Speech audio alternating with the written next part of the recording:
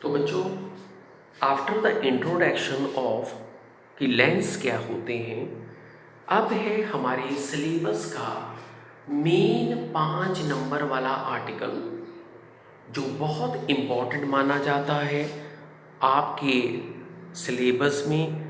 इसका नाम है लेंस मेकर्स फार्मूला।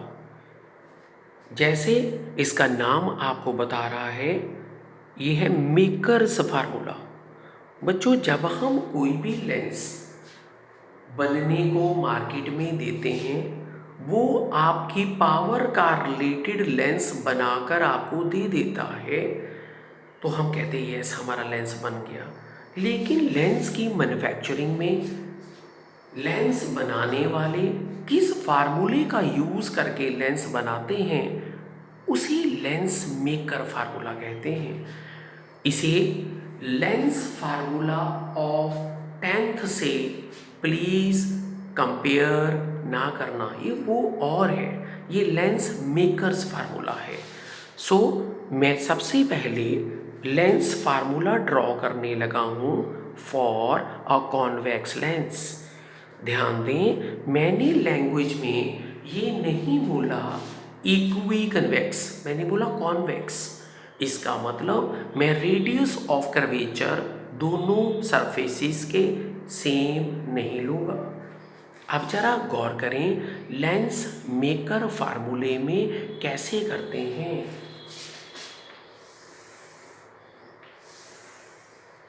तो बच्चों, मैं डायग्राम थोड़ी बड़ी बना रहा हूँ, जरा डायग्राम को पहले देखना। ये आपका प्रिंसिपल एक्सिस है, ये एक थिन लेंस है, और बच्चों मैं यहाँ पर लिखने जा रहा हूँ μ1, यहाँ पर μ2 और यहाँ पर फिर μ1। ध्यान दें, मैं ये चीज़ कंसीडर कर रहा हूँ कि ये ग्लास का लेंस है और उसके बाद बाहर एयर है। मतलब मैं लेट कर रहा हूँ कि मैंने μ2 ग्रेटर देन μ1 दिया, ताकि मैं बता सकूं कि ये लेंस अंदर डेंसर है।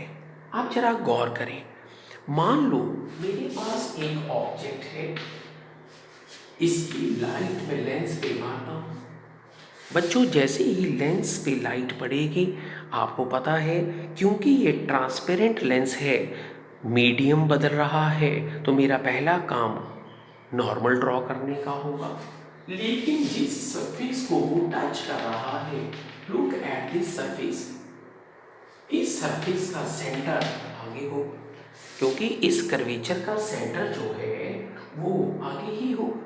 सेंटर को देखकर मैंने फटाफट यहाँ पर एक नॉर्मल ड्रॉ कर दिया। बच्चों बताएं, अब लाइट किधर से किधर जा रही है, रेयरर से डेंसर। लाइट सीधा जाने की बजाय लाइट बेंड कर जाएगी टूवर्ड्स नॉर्मल, लाइट बेंड कर जाएगी टूवर्ड्स नॉर्मल। जरा इमेजिन करें, अगर आपकी ये लाइट जो ब्लू कलर की मैंने बनाई, अगर ये लाइट को सेकंड सरफेस ना मिलता, अगर ना मिलता, तो आपकी ये लाइट यहाँ चली जाती, क्योंकि ये पॉइंट फर्स्ट सरफेस की रिफ्रैक्शन से आया है। इसका मतलब ये फर्स्ट सरफेस की इमेज होगी। इसका मतलब मैं इसे u ले रहा हूँ और इसे फर्स्ट सरफेस का v ले रहा हूँ, फर्स्ट का। अच्छा, अब यहाँ पर साथ साथ में ये भी चलते हैं, जरा आपको समझ आ जाए। लाइट एंटर हुई है μ1 से μ2, आपको पता है कर्व्ड सरफेस में, क्योंकि लाइट μ1 से μ2 एंटर हुई है, व्हाट आई विल राइट, μ1 के नीचे माइनस μ2 के नीचे v एंड दूसरा माइनस पहला डिवाइडेड बाय r।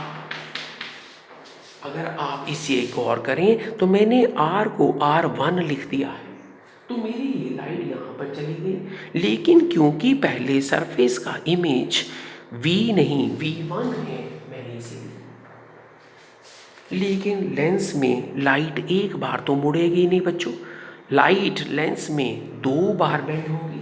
आपकी ब्लू कलर की लाइट अब यहाँ टकराई, सीधा तो जा नहीं पाई ना। तो जैसे ही वो यहाँ टकराई, आपने देखा एक कर्वेचर आ गया, ये वाला, और इस कर्वेचर का सेंटर इधर होगा। सेंटर होगा तो डेफिनेटली नॉर्मल भी बनाओ। इसका मतलब जब ये लाइन अब डेंसर से रेयर की तरफ गई तो सीधा तो गई नहीं होगी। आपको पता है जब लाइट डेंसर से रेयर जाती है तो सीधा थोड़ी चली जाती है, it will bend this time, सीधा जाने की बजाय अवे फ्रॉम द नॉर्मल। तो फाइनली आपकी लाइट कहीं यहाँ टकराई, सीधा नहीं जा पाई।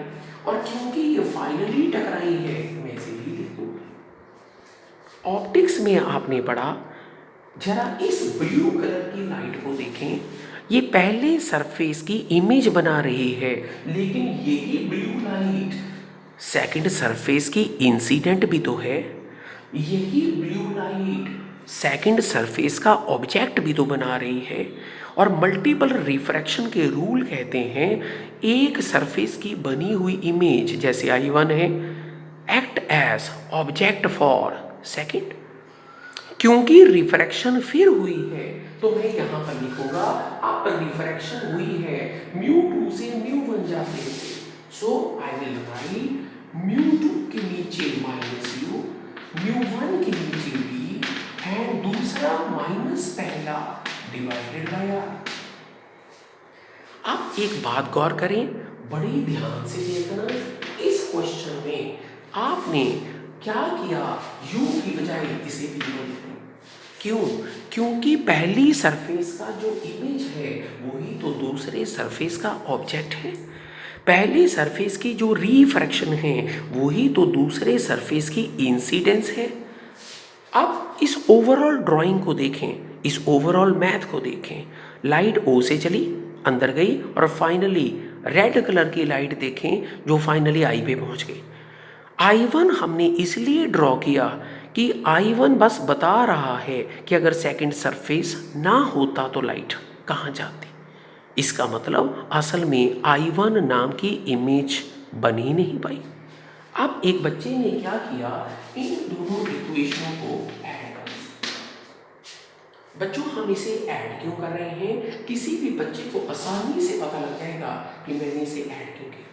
बच्चों मैंने इसे ऐड इसलिए किया ताकि जो V1 नाम की इमेज नहीं बनी है वो ऐड करते ही आपस में कट जाए।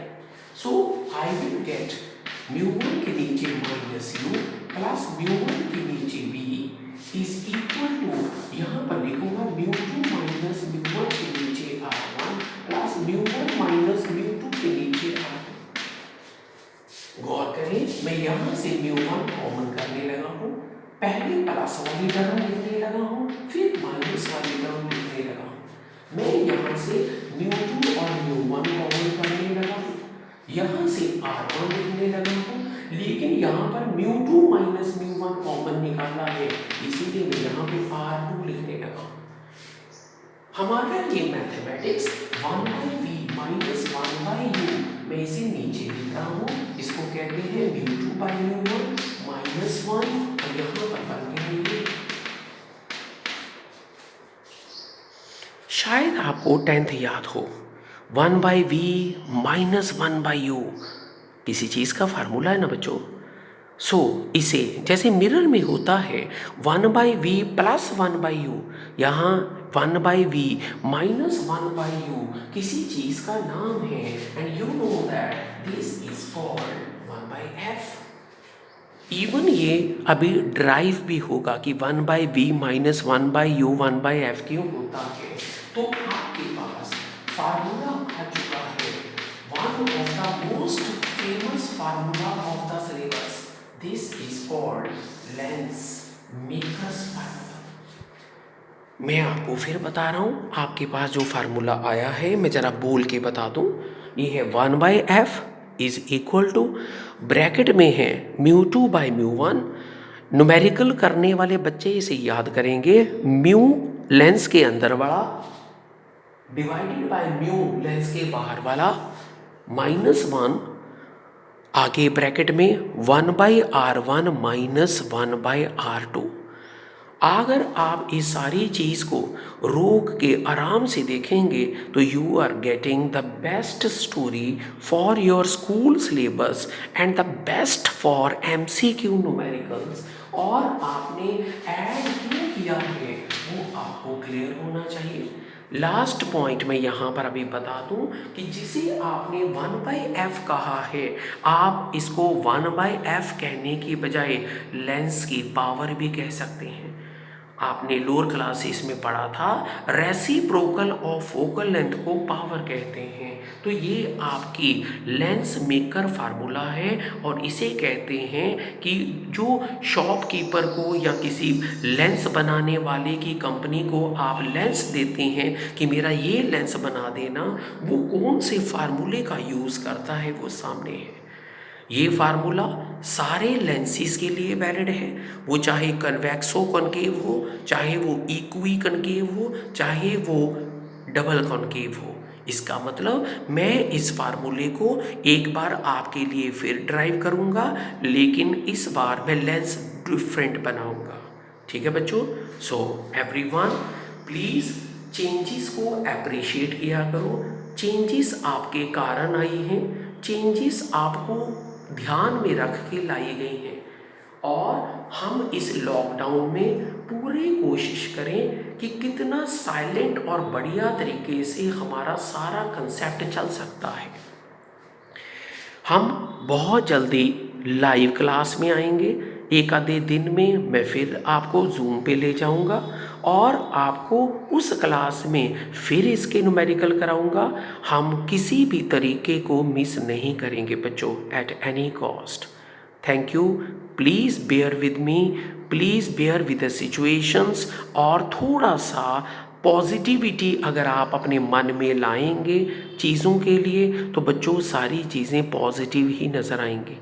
लेकिन अगर आपके मन में नेगेटिविटी होगी कि नहीं यार ये क्या आ गया, क्योंकि जो रिलक्टेंट पीपल होते हैं वो हमेशा चेंजेस को अपोज करते हैं, क्योंकि वो ज़िंदगी में चेंज होना ही नहीं चाहते। मैं चाहता हूँ कि आप कम से कम एक पॉजिटिव माइंड से ट्राई करें। Thank you.